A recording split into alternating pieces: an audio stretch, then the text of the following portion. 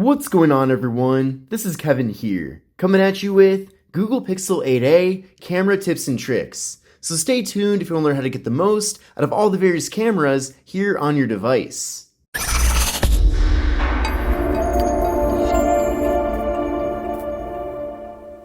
Now, the first thing I want to do is go over all the various cameras and features that we're actually getting here with the phone. So there are 3 cameras in total, 2 in the back, and then of course 1 front-facing camera.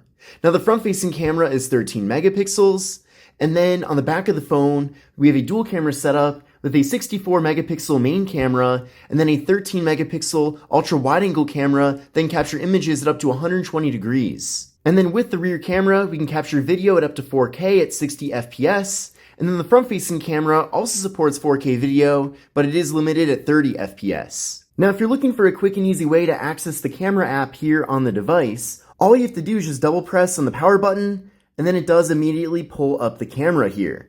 And you can do this from anywhere throughout the operating system, so that is very convenient. Another cool trick too that I recommend is setting up some sort of back gesture. So what I mean by this is you're going to need to go to the settings, then from there go down to where it says system, and then from there go to gestures. And then you'll see this option that says quick tap to start actions. So that's not enabled by default. So we'll go here, activate that. And then basically there's a lot of different options here for what you want it to activate, but then go to open app and then pick the app. So keeping things relevant to camera tips and tricks, what I recommend doing is maybe picking Instagram or maybe even Snapchat. And then now with that selected, all you have to do is just double tap on the back of the phone and then it'll then pull up that app. So maybe you want to quickly access your camera on Snapchat, but you don't want to always go to the icon and then pull it up in the regular way. Then just double tap on the back of the phone, and then you're able to pull that up.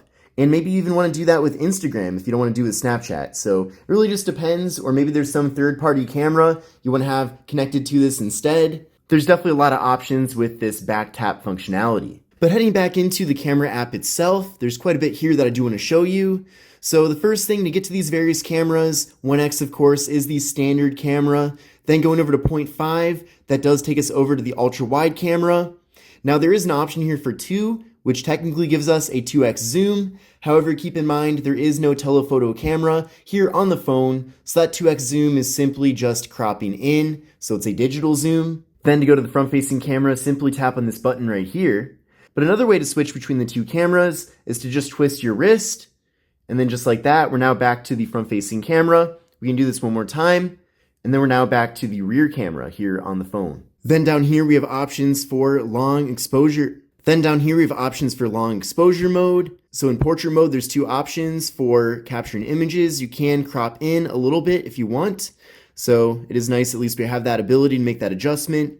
There's also night sight for, of course, nighttime images. And then we go down here to Panorama to capture panorama photos. You can also go to the settings right here to access other various options. So you can pick, for example, if you want the flash to turn on when capturing an image. You can also pick top shot options here as well. There's also the ability to set a timer for either no timer, 3 seconds or 10 seconds.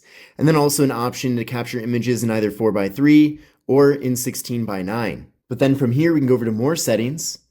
And there's lots of other options. So if you don't want the camera to make any sounds, so for example, right now, when you capture an image, it does make a sound, you can then turn that off right here. There's also an option here for palm timer, so you can have this work when either the 3 or 10-second timer is selected or have it be always on.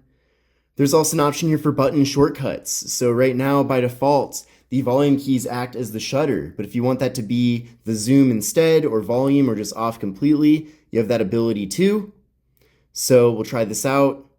So we'll do volume up here, it zooms in, volume down, then zooms out all the way out to the ultra wide. And then getting further into here, there's other options as well. So frequent faces, this is a bit interesting. You can basically have the device know which people are important in your photos and which are not. We can also go to advanced here to access more options for RAW or JPEG, also to enable time-lapse or astrophotography.